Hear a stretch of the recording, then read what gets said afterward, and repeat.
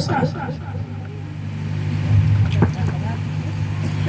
एक बहुत बड़ा साहूकार था, उसका काम था रोज लोगों का पुण्य खरीदता था।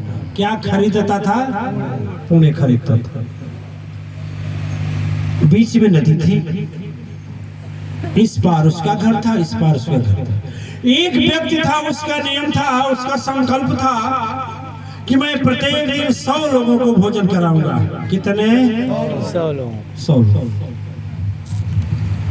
प्रभु को समझ में आया कि देखें आदमी झूठे संकल्प लिया है कि सही संकल्प लिया। लक्ष्मी मैया से बोले, लक्ष्मी जी एक काम करिए ना, थोड़ा सा घसक जाइए दाएं बाएं।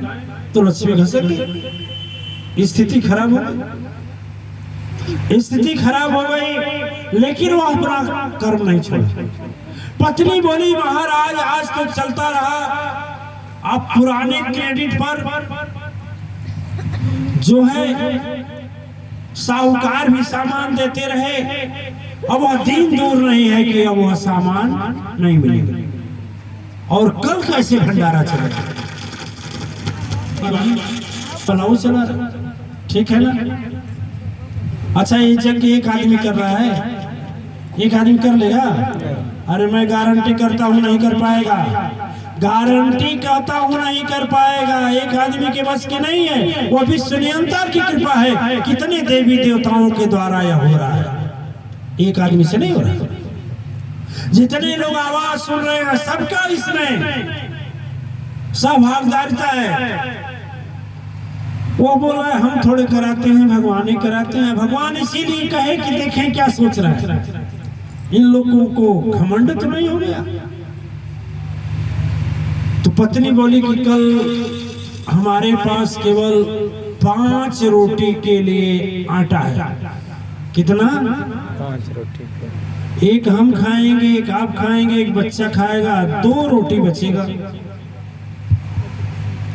पति बोला ठीक है, काम करो कि हम भी नहीं खाएंगे, आप भी नहीं खाएंगे। अब जा रहे हैं, आज तक पुण्य किए हैं तो उसका कुछ प्रभाव होगा ना। तो जो नदी के पार साहूकार है, दूसरे का पुण्य खरीदता है, उसी से जाते हैं, खरीद लेंगे पुण्य और ला करके फिर हम लोग चलाएंगे। पत्नी राजी हो गई, बच्चा तो बिना खाएगा रहेगा नहीं। 5 साल का बच्चा भी सोचा नहीं। देखिए जैसे माँ बाप का संस्कार होता है, वैसे बच्चों का भी संस्कार होता। बिगड़ता वही है जो माँ और पिता बच्चों को सद्गुरुओं की सभाओं से दूर रखते हैं, वही बच्चे बिगड़ते हैं। इसमें बच्चों का दोष नहीं है, दोष गार्जियन का है, हमारा और आपका है। जो धर्म सभा से दूर होंगे बच्चे, वही बिगड़ेंगे। 5 साल का बच्चा जब सुना बात कि मम्मी पापा बात कर रहे हैं, तो पहले उठकर बैठ गया, कहा नहीं मम्मी मैं भी कल नहीं खाऊंगा। ठीक है चलो। सुबह हुआ, जैसे तैसे रोज की तरह पत्नी 5 रोटी बनाई या 5 का भोग लगा दी, 5 का गट्ठर बनाया, कहा रास्ते में खाएंगे। उस समय रास्ते में जाने के लिए कोई रास्ता ऐसा नहीं था, गाड़ी घोड़ा नहीं था, पैदल की सवारी थी, पैदल चल दिया। पैदल चल दिया, 4 दिन लगातार वर्षा हुआ। रोटी 5, 4 दिन वर्षा हो गया था, 5 पास में रोटी थी। जाते जाते 4 जंगल पार करने के बाद 5वां जंगल में एक कुतिया थी, बच्चे को जन्म देती। उसके 4 बच्चे थे, एक अपने, और रोटी कितना? 5। और जैसे भोजन करने बैठा, व्यक्ति भोजन करने बैठा, पीपल के पेड़ के नीचे भोग लगाया। भोग लगाने के बाद जैसे भोजन करने बैठा, वह कुतिया चली गई और देखने लगी। किसी भी जीव का आप भला करके देखना, दया बरसा करके देखना, वो है आपको भगवान की तरह। कभी दया बरसा कर देखिएगा, जब वो कुतिया आई तो जैसे वो भोजन तोड़कर डालना चाहा पेट में, एक ग्रास हाथ में ही था, इतना दूर पैदल चल कर आया था। कुतिया बैठ गई और आंख से आंसू, किसको? एक रोटी फेंक दिया, दे दिया। अब वो कुतिया अपने नहीं खाई, तुरंत अपने बच्चे को ले जाकर दिया। एक रोटी एक बच्चा खा लिया, फिर आया, फिर जब दूसरा की गति आई, दूसरा भी दे दिया, दूसरे बच्चे को दे दिया। चारों बच्चे को देने के बाद फिर कुतिया आई।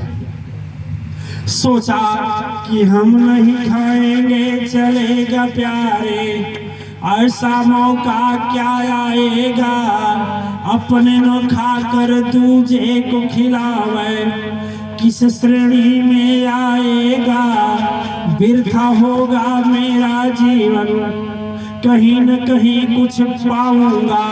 5वीं रोटी दे डाला, हृदय में सजा लिया बात कि जो होगा सो देखा जाएगा।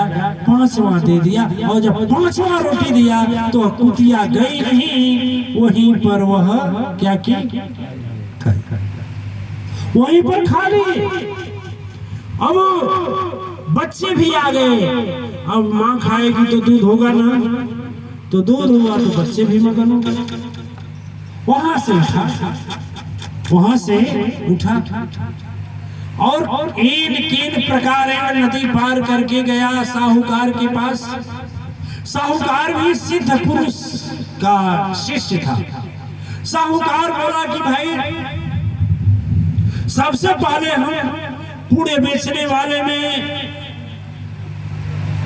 काशिम नगर से आए हुए उस महापुरुष से के पूरी को खरीदेंगे, जो कल एक बहुत बड़ा महायज्ञ किया है।